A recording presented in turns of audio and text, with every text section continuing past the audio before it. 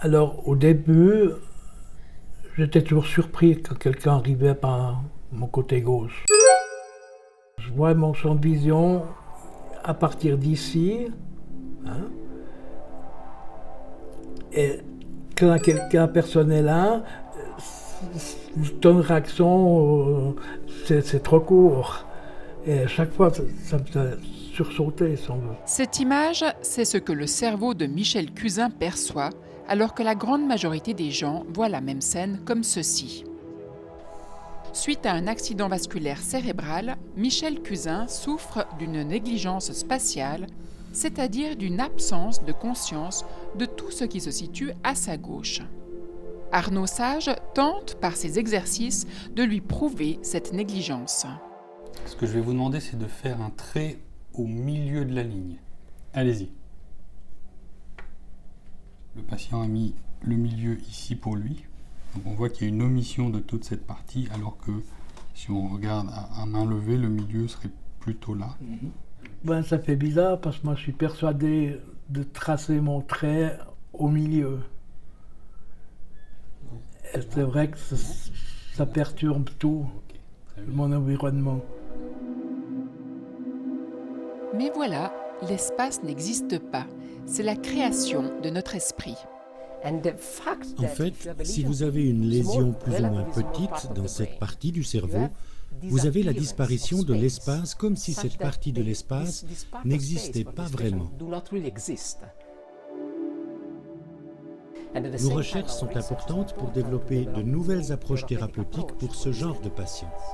Dans ce projet, les 3 scientifiques présentent le patient comme acteur de sa réhabilitation. Avec l'IRM fonctionnel, l'imagination du patient va activer la partie lésée du cerveau avec un exercice apparemment assez simple. Monsieur Cusin, Oui, vous allez essayer d'imaginer quelque chose, une scène, en mouvement, en couleur, avec un peu d'émotion, sur la partie gauche du champ visuel, d'accord ? Ok. C'est ce que voit Michel Cusin dans l'IRM. Et lorsque la flèche apparaît, il imagine une scène à gauche du point rouge et en temps réel, il reçoit le résultat de son activité corticale. Une sorte de physiothérapie du cerveau. Il faut savoir qu'on mesure un signal indirect de l'activité neuronale. Donc il y a besoin de plusieurs étapes de traitement de signaux pour qu'on arrive à un signal de feedback qu'on peut présenter au sujet et qu'il a un vrai intérêt à réguler ou à apprendre à réguler.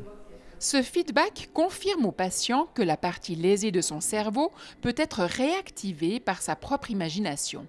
Et ça, c'est drôlement encourageant. Oh, wow. Excellent. Autre technique, celle de l'EEG. Ici, grâce à ce bonnet muni de capteurs, on mesure l'activité électrique du cerveau créée par la concentration du patient. Sans les mains, uniquement par l'attention visuelle, le patient fait avancer l'avion. Et il suffit d'une inattention pour que l'avion s'arrête.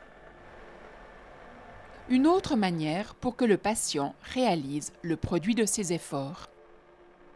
Je me sens nettement mieux, même que je suis loin du 100%. Mais je me sens nettement mieux.